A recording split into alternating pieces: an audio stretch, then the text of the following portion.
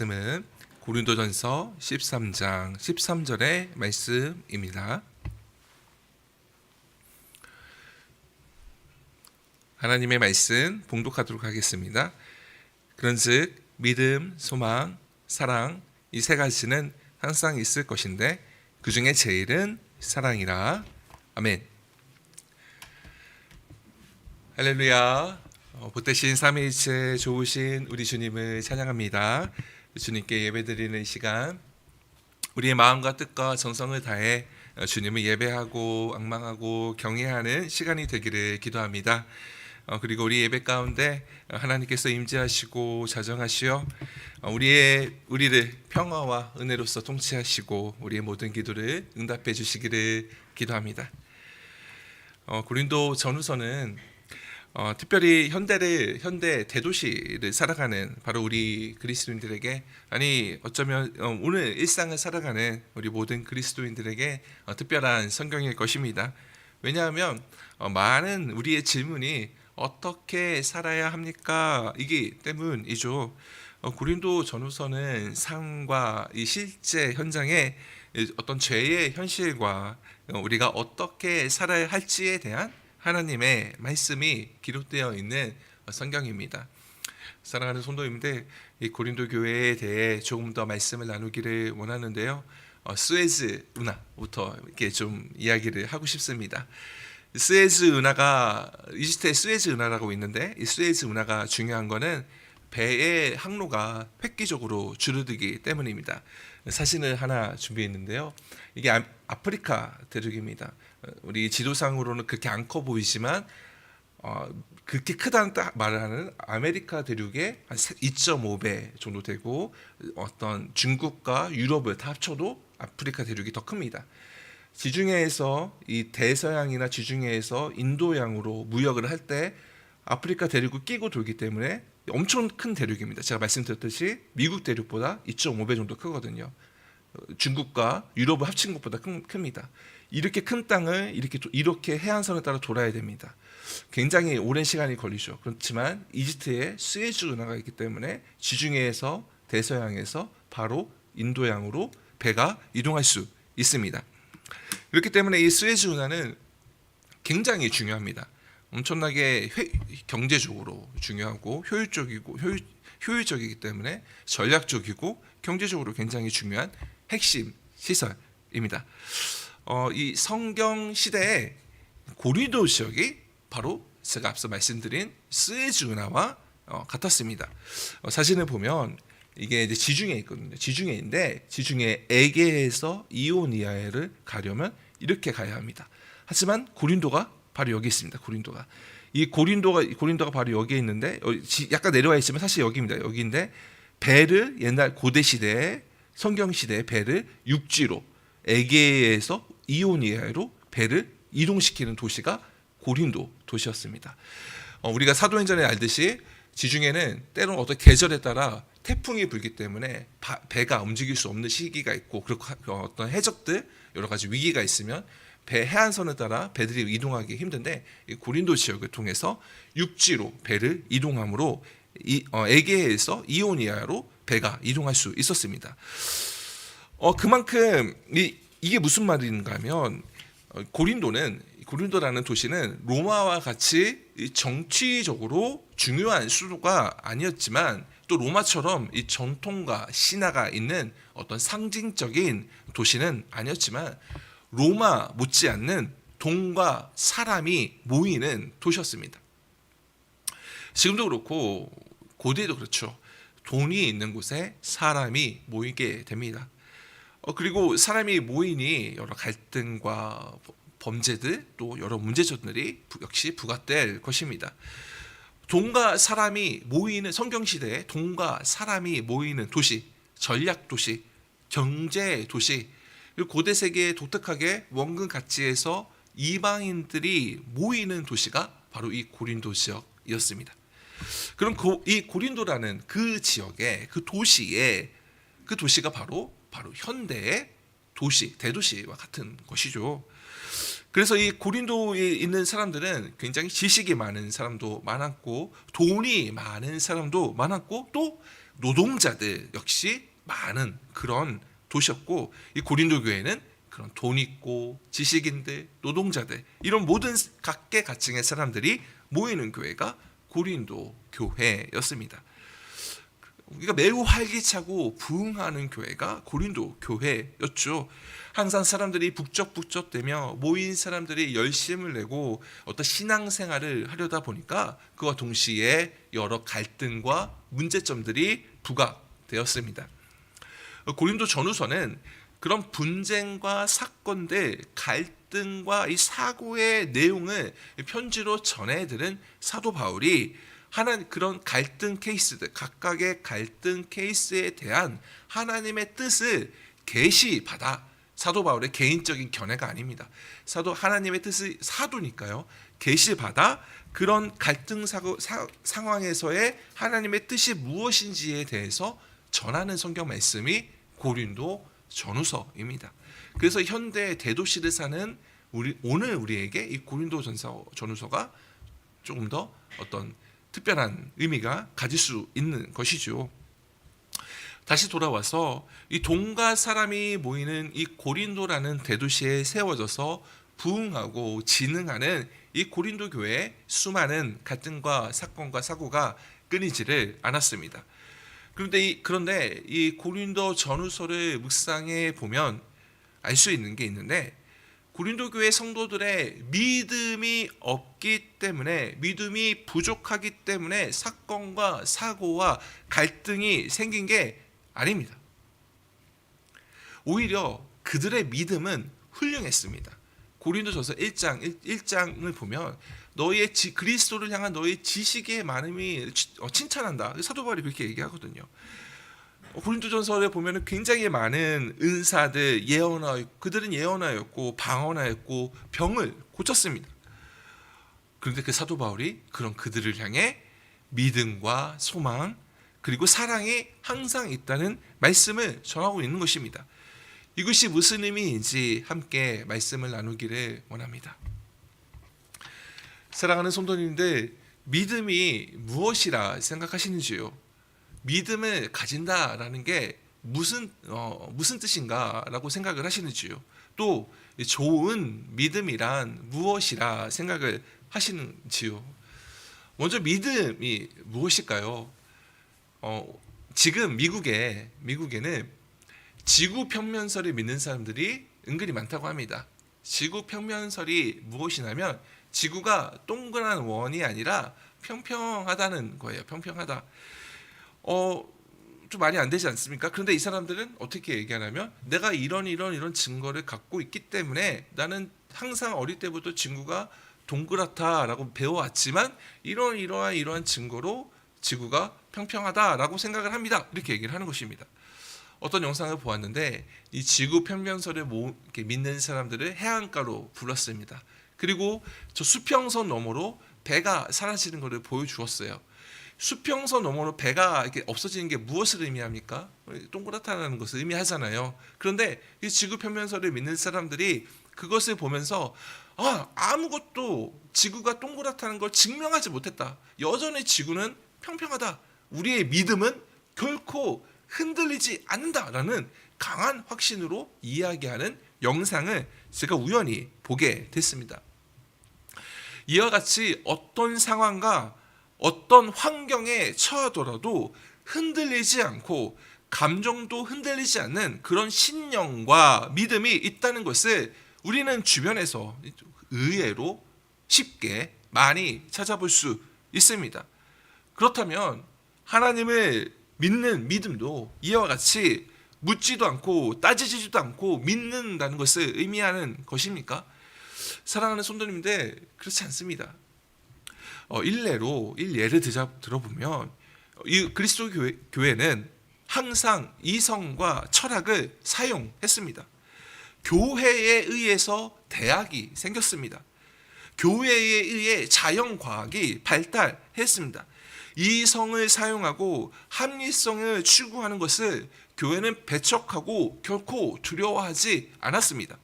오히려 이성적이고 합리적으로 그리고 과학과 객관성을 가지고 신앙을 설명하려고 했던 게 서구 교회의 전통입니다. 믿음이라는 건 묻지도 따지지도 않고 믿는 걸 의미하지 않습니다.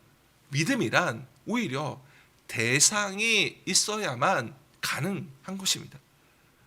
나의 내적인 심리 상태가 믿어 의심치 않는, 나의 어떤 내적인 심리 상태가 믿어 의심치 않는 어떤 그런 것을 의미하는 게 아닙니다.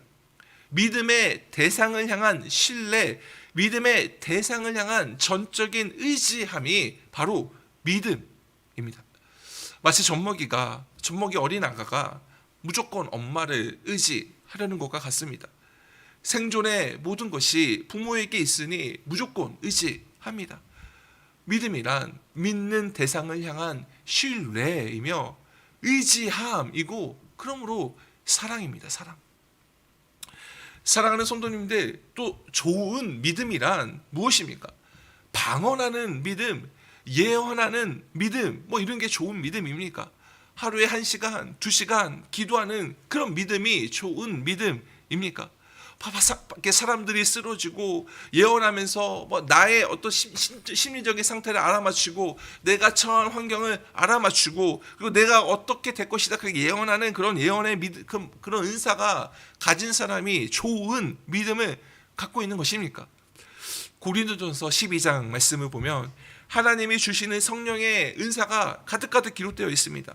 방언하고 예언하고 병을 치유합니다. 고린도전서 12장을 자세히 보면 사도 바울이 이렇게 얘기합니다. 예언함으로 그 사람의 비밀을 막 얘기하는 겁니다. 은밀한 죄들도 막 말을 하는 겁니다. 너무나 신기하죠. 이 신기한 현상과 이 기적 같은 현상들에 너무나 많은 사람들이 쫓아다닙니다. 그러나 예언하고 방언하고 병을 고치는 그 믿음이 좋은 믿음이라 할 수 있겠습니까? 사랑하는 성도님들, 바로 앞서 말씀드렸듯 믿음이란 믿음의 대상을 알고 그 믿음의 대상을 신뢰하고 그러므로 사랑하는 것입니다. 그렇다면 이 믿음의 대상을 사랑한다는 것은 무엇을 의미할까요? 알아야 사랑할 수 있습니다. 대상을 이해해야만 사랑할 수 있습니다. 그래서 이 서구의 중세 스콜라라는 그런 것들, 학문적인 그런 것들이 발달할 때에 또 교부 아우구스티누스는 이렇게 얘기했습니다. 이해하기 위해 믿는다. 2 더하기 2는 4죠. 이해하고 이해해야 사랑한다. 그런 말도 있지 않습니까?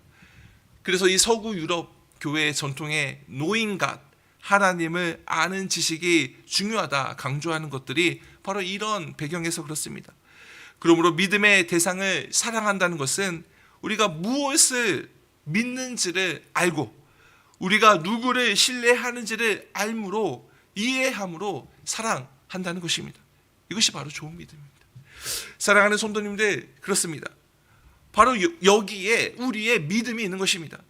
우리가 믿는 건 개인의 내적인 확신, 흔들리지 않는 내면의 심리 상태의 확실함에 근거한 믿음이 아닙니다.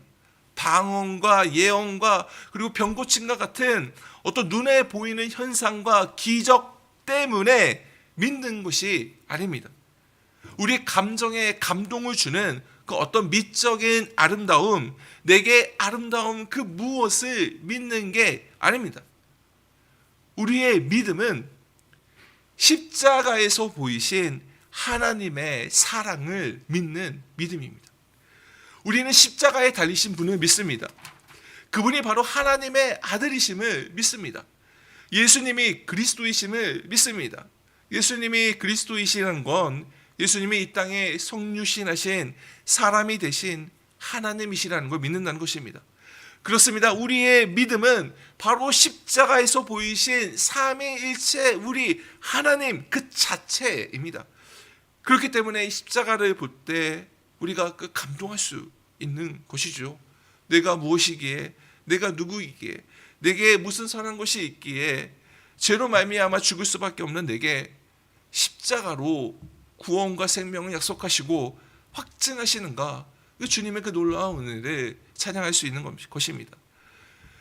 사랑하는 성도님인데, 우리의 믿음은 사람을 향한 믿음이 아닙니다.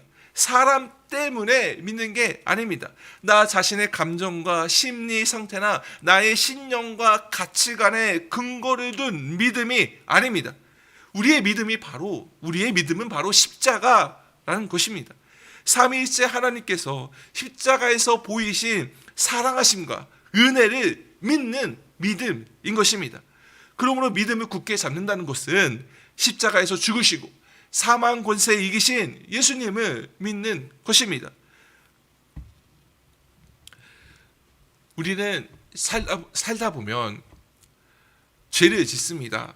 그리고 어려운 환경과 어려운 상황과 사건과 사고는 갈등은 끝나지 않고 끊임없이 다가옵니다. 이것이 현실이죠. 그래서 죄책감이 우리를 짓누를 때가 있을 수 있고요. 나 자신에게 실망하고 사람에게 실망하고 환경에 낙심할 때가 있습니다. 그래서 내 심리 상태, 내 감정 상태는 이 밑바닥에 가라앉아서 낙심하여 슬퍼할 때도 있습니다. 반대로 좋은 일이 생기고 기분이 좋고 응답받아 내 마음이 업되고 기쁘고 행복할 때도 있습니다. 사랑하는 성도님들, 우리의 믿음은 그런 감정, 상황, 사건, 사고에 근거하지 않는 것입니다. 그런 감정과 사건과 사고에 좌우되는 것이 아닙니다. 어떠한 경우에도 그런 나의 상황이 내 믿음을 정의하는 것이 아닙니다. 믿음이란 십자가에서 죽으셨으나 죽음을 이기시고 부활하신 예수 그리스도 삼위일체 우리 하나님 그 자체가 우리의 믿음인 것입니다. 사랑하는 성도님들, 그러므로 십자가를 향한 우리의 믿음, 십자가에서 우리를 사랑하시는 삼위일체 하나님을 향한 믿음이 있기 때문에, 하나님 그 믿음이 있기 때문에 우리는 소망을 가질 수 있습니다. 왜냐하면 하나님은 우리 아버지가 되시기 때문에 그렇습니다. 하나님이 나의 하나님이 되시기 때문에 그렇습니다. 하나님이 나를 성전 삼아 내 안에 거하시기 때문에 그렇습니다. 소망이라는 단어가, 희망이라는 단어가 요즘처럼 낭만이 없어진 시대가 또 있었나라는 생각이 듭니다. 너무나 많은 정보의 홍수 속에 우리가 살아가죠. 이제는 낭만 18세 어떤 사춘기 시절, 청소년 시절, 아주 젊은 청년의 때가 아니면 소망과 희망이 품는 게 이상해 보이는 시대가 아닌가 생각이 듭니다. 또 아무리 젊은 청년이라도 첫 직장 커리어가 꼬이면, 첫 직장의 첫 단추가, 직장과 학업의 첫 단추가 꼬이면 망했다, 그렇게 청년들이 생각합니다. 요즘 청년들이 이생망이라는 말을 씁니다. 이생망, 이번 생은 망했어, 그런 얘기를 합니다. 첫 단추를 잘못 끼우면, 내가 선택을 잘못하면 다음에 재기해야지, 다음에 극복하고 도약해야지가 아니라 이생망, 이번 생은 망했어, 그런 게 우스갯소리로 많이 하죠. 또 중년과 노년에 접어들면 또 어떻습니까? 다 아는 맛, 한 번쯤 가보고 한 번쯤 경험해 보던 것들 천지이죠. 더구나 방송 미디어의 발달로 우리는 너무나 다양한 것들을 경험하고 있습니다. 이런 시대이기 때문에 저는 전도서 1장 18절 말씀이 많이 생각이 납니다. 전도서 1장 18절 말씀에 지혜가 많으면 번뇌도 많으니 지식을 더하는 자는 근심을 더하느니라 라는 말씀이 있습니다. 너무나 많은 지식과 정보 때문에 오히려 불안해하는 시대가 된 것이죠. 너무나 많은 또 건강에 대한 정보 때문에 어떤 분들은 건강 염려증이라는 것도 힘들어 하시죠. 그리고 또 많은 사람들이 이런 소망을 포기하고 오히려 돈이라는 소망을 또 추구하고 있습니다. 그런데 가진 사람들은 행복합니까? 돈이라는 건 우리의 삶을 편하게 해줍니다. 풍족하게 해줍니다. 남들과 다른 우월한 것들을 경험하게 해줍니다. 남들과 차별된 만족감을 경험하게 해주는 건 분명한 사실이죠. 그러나 결코 돈이 행복이 되지 않는 건 분명한 사실입니다. 학교에서 제가 전공은 아니고 교양으로 상담학 수업을 몇 번 들은 적이 있는데 정신과 닥터셨어요. 근데 이런 얘기를 하셨습니다. 어떤 얘기를 하셨냐면 제가 그 교수님이 만나는 사람들 중에 1위부터 100위까지 재산이 많은 사람들 1위부터 100위까지 리스트를 만들게 된다면 그 사람들 다 정신과 관련 약을 처방받고 약을 먹고 있다. 불안해하고 있다. 정서적으로 힘들어하고 있다라는 말을 실제로 들어봤습니다. 돈도 소망이 될 수 없습니다. 어떤 소망과 희망이 이상적인 낭만적인 어떤 그런 단어가 된 시대가 바로 오늘이 아닌가 그런 생각을 해보게 됩니다. 그러나 사랑하는 성도님들, 십자가를 향한 믿음으로 굳게 설 때 우리는 소망을 가질 수 있습니다. 젊은이의 특권이 아닌 것입니다. 오늘보다 더 좋은 내일을 소망하며 희망할 수 있습니다. 지금 나의 상황이 비참하고 좌절스럽고 절망스럽다도 희망을 품고 소망을 품을 수 있습니다. 왜냐하면 우리의 죽음이 해결되고 우리의 죽음의 저주가 해결되고 우리에게 십자가로 말미암아 영생과 생명이 약속되었는데 하나님이 나의 하나님이 되시고 하나님이 나의 아버지가 되시는데 어찌 희망을 안 가질 수 있겠습니까? 먼저 하나님 나라로 소천하신 가족과 친구와 사랑하는 사람들과의 재회가 우리에게 약속되어 있습니다. 그분들과 함께 지금도 함께 예배드리며 하나님 나라 임할 때 그 재림의 그날에 하나님 나라를 상속받아 함께 하나님 나라에서 즐거워할 소망이 있습니다. 비단 죽음과 죽음 이후에 천국 소망뿐만 아니라 하나님이 나의 하나님, 하나님이 나의 아버지가 되시기 때문에 하나님은 내게 지금 오늘의 삶에도 좋은 것을 주시고 예비하십니다. 하나님은 우리의 삶을 인도하고 계시고 우리의 어떠한 고통과 어떠한 어려움 속에서도 우리를 버리지 않고 우리와 그 고통 가운데서라도 함께 하십니다.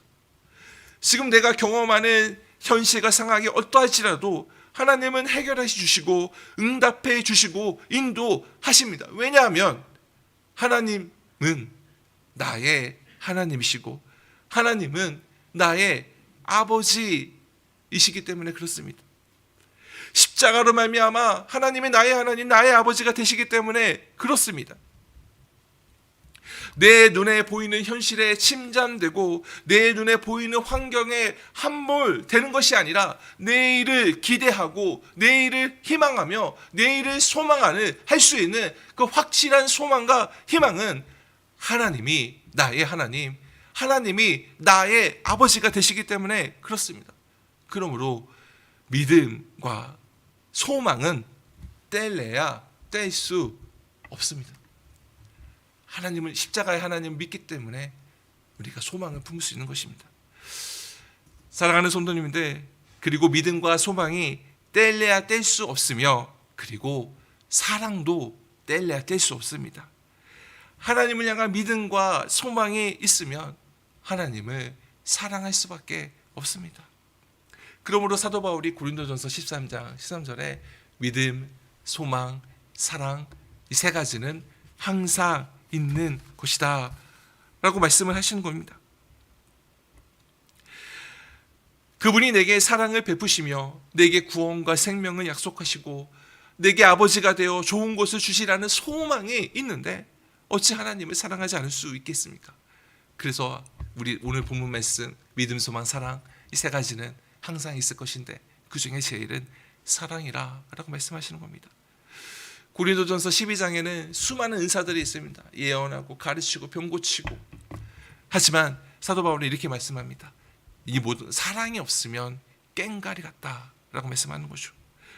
우리가 하나님을 믿는다는 것은 그리스도의 십자가를 안다는 것이며 주님으로 말미암아 소망을 가지며 즐거워하는 가운데 삼위일체 우리 하나님을 사랑하는 것입니다. 제가 제일 좋아하는 교부는, 초대교회 교부는 아우구스티누스입니다. 영어로 어거스틴이라고 아우구스티누스라고 하는데, 아우구스티누스가 고백록에서 이런 말을 했습니다. 나를 움직이는 나의 무게는 주님을 향한 나의 사랑입니다. 우리를 유혹하고 미혹하고 우리를 시험에 빠지게 만드는 주변의 상황과 환경과 사건은 끊이질 않습니다. 그 모든 폭풍우 가운데 흔들리지 않고 굳건히 평화로서 설 수 있는 그런 나의 삶의 무게는 주님을 사랑할 때 가능합니다. 20세기 초에 1908년부터 1943년까지 사셨을 거예요. 그런 20세기 초에 짧게 사셨지만 프랑스에서 한 여성이 있었는데, 여성은 프랑스 고등학교에서 철학을 가르치는 분이셨어요. 교사였어요. 교사. 프랑스는 지금도 그렇지만 대학을 입학을 할 때 고등학교 때 철학 시험을 보거든요. 명문대를 가려면 무조건 고등학교 때 철학 시험을 봐야 됩니다. 그래서 고등학교 철학 교사라는 건 굉장히 좋은 직업이에요. 근데 이 여성분이 이 그런 철학 교사 생활을 하시다가 이 정치 사상에 경도되어 가지고 전쟁을 반대하고 이 유토피아 사회를 이루려고 이 정치 투쟁을 했습니다. 그녀는 이 철학 교수라는 직업을, 멋있는 직업을, 안정된 직업을 그만두고 공장에서 노동자들과 함께 일을 했고, 이 나치가 이 프랑스 파리를 점령했을 때는 레지탕스로서 전투에 참여하기도 했습니다. 근데 이 여성분이 근데 어느 날 신비 체험을 한 거예요. 하나님을 만난 거예요. 그래서 주님을 향한 믿음을 갖게 되었습니다. 아웃사이더들, 외톨이들의 성인이다라는 별명을 가진 이 여성은 사진에 나오는 이 시몬 베유라는 이 여성분이에요. 시몬 베유, 유태인 부르주아 가정에서 태어나신 분입니다. 그래서 이름이 시몬이에요. 시몬 베유라는 여성인데요. 급진적인 정치 사상가고 또 실제로 열심히 정치 활동을 했던 사회 운동가였습니다. 그런데 갑자기 이제 예수님을 믿게 된 거예요. 갑자기. 그래서 이제 막 주님을 이제 찬양하는 그런 글들을 썼습니다. 그래서 같이 일을 했던 예수님을 믿지 않는 많은 무신론자, 이 철학자들과 이 사회 운동가들이 많이 실망하고 이해하지 못했다고 합니다. 어떻게 동지여, 어떻게 신앙의 길에 빠져들어 우리와 함께 하지 않고 그렇게 이렇게 하나님을 사랑하고 있는가, 이렇게 했다고 해요. 이 시몬 베유라는 유대인 부르주아 가정에 태어나 그런 화려했던 삶을 살았던 이 유대인이 신앙으로 이끈 건 그녀가 우연히 읽게 된 조지 허버트라는 영국의 성공의 주교가 쓴 그 사랑이라는 시였다고 합니다. 조지 허버트의 이 사랑이라는 시를 읽고 하나님을 만날 수 있었다, 이렇게 얘기를 하는데요. 조지 허버트의 사랑이라는 시를 함께 한번 보았으면 하겠습니다. 사랑은 나를 환영하였지만 먼지와 죄로 더럽혀진 내 영혼은 물러섰습니다. 하지만 눈썰미 있는 사랑은 처음 들어섰을 때부터 내가 주저하는 것을 보고 가까이 오셔서 내가 뭔가 필요한 게 있는지 감미롭게 물으셨습니다. 제가 여기 있을 만한 가치가 있는 손님일까요? 나는 대답하였습니다. 사랑은 말씀하셨습니다. 내가 내 손님이 될 것이다. 무례하고 배은 만덕한 제가요? 오 주님, 전 당신을 볼 수도 없는 것이요. 사랑은 내 손을 가져다가 웃으시며 대답하셨습니다. 내 눈을 맞는 것은 내가 아니었던가? 그렇습니다.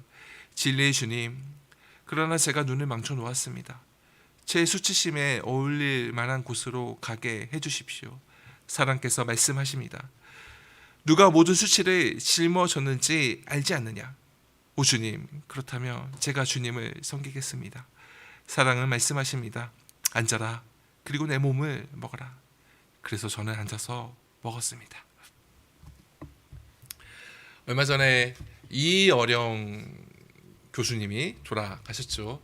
88 서울올림픽 때 그 전체 총괄 디렉터를 하셨던 분이시고, 일제 치하에 우리나라 문학계가 이제 막 태동할 때 그런 가장 1세대 주자로서 어떤 그런 우리 한국 문학계 지성인의 역할을 감당하시다가 그 따님으로 말미암아 예수님을 믿게 된 분이 이어령이라는 교수님이시죠. 그분이 이 시몬 배우라는 이분이 쓴 중력과 은총이라는 책을 자기 신앙의 멘토로 생각한다라는 인터뷰를 한 적이 있습니다. 시몬 배우는 하나님을 사랑하기 때문에 사회 운동가에서 하나님의 은총을 찬미하는 삶을 사는데 결코 주저함이 없었습니다. 그리고 그녀의 짧은 삶을 사셨어요. 40대에 돌아가셨거든요. 짧은 삶을 사셨지만 그녀의 그 여생을 하나님을 묵상하고 찬양하고 사랑하는 글을 쓰는데 보냈습니다. 왜냐하면 하나님을 사랑하게 했기 때문에 그렇죠. 사랑하는 성도님들, 우리의 믿음은 나를 사랑하시는 하나님, 이토록 부끄럽고 연약한 나를 사랑하시어 이 땅에 성육신하시고 십자가에 달려 죽으셨으나 부활하신 삼위일체 하나님을 믿는 것입니다. 그렇게 나를 사랑하시는 하나님이 당신의 사랑을 십자가에서 분명히 보이셨기 때문에 그러므로 우리에게 소망이 있습니다. 자기 아들을 내어주시기까지 사랑하시는 분이 우리를 인도하시고 우리에게 좋은 것을 주시는 것은 너무나 분명하기 때문입니다. 그러므로 소망은 확실한 소망이며 확실한 기쁨입니다. 이와 같이 믿음과 소망을 가졌다면 우리는 주님을 사랑할 수밖에 없습니다. 나를 움직이는 나의 삶의 무게는 주님을 향한 나의 사랑이 될 수밖에 없는 것입니다. 하나님을 믿으며 소망하는 가운데 하나님을 사랑하는 드림의 교회 성도님들이 되시기를 축복합니다. 하나님을 사랑하는 그 사랑의 무게로 우리의 삶 가운데 사랑의 우리 주님을 닮아 사랑하는 삶을 사는 드림의 교회 성도님들이 되기를 축복합니다. 사랑하는 성도님들, 하나님을 믿고 소망하며 사랑하는 사람은 하나님 믿고 하나님을 소망하며 사랑하는 사람들은 하나님의 자녀요, 하나님을 사랑하는 사람들이기에 하나님과 같이 사랑의 우리 주님을 본받아 사랑하는 삶을 사는 사람들입니다. 그러므로 사랑하기를 두려워하지 마십시오. 사랑함으로 손해보는 것을 두려워하지 마십시오. 사랑하기에 상처받을 수 있습니다. 사랑하기에 상처받을 수 있지만 상처받는 것을 두려워하지 마십시오. 지금 우리 옆에 계신 가족들을 바라보며 또 우리 형제들을 바라보며 눈을 마주치세요. 사랑합니다. 우리 고백해 볼까요? 사랑합니다. 사랑합니다. 사랑합니다. 하나님을 향한 믿음에 굳게 서서 소망으로 즐거워하며 사랑의 주님을 사랑하는 복된 우리 성도님들이 되시기를 축복합니다. 사랑의 주님을 닮아 나 자신을 사랑하고 사랑의 주님을 본받아 나의 이웃을 사랑함으로 삼위일체 우리 하나님께 영광 돌리는 복된 드림의 교회 성도님들이 되시기를 주님의 이름으로 축복합니다. 아멘. 십자가가 굳게 섰기에, 하나님의 십자가가 분명히 섰기에 우리가 십자가에서 보이신 하나님의 은혜와 사랑을 알고 믿습니다. 오 주님, 이 믿음으로 굳게 서게 하소서. 주님의 사랑이 분명하고 영원하기에 우리에게 확실한 소망이 있음을 감사하며 고백합니다. 지금 나의 삶과 감정에 무너지는 것이 아니라 소망의 주님을 바라봄으로 소망의 주님으로 말미암아 기뻐하게 하소서. 그리하여 이러한 믿음과 소망으로 말미암아 주님을 더 사랑하게 하소서. 나를 움직이는 나의 무게는 주님을 향한 나의 사랑입니다. 또한 주님, 사랑의 주님을 닮아 나도 나를 사랑하며 나의 이웃과 형제를 사랑하는 삶을 살 수 있도록 능력과 믿음을 더하여 주소서. 예수님의 이름으로 기도드립니다. 아멘.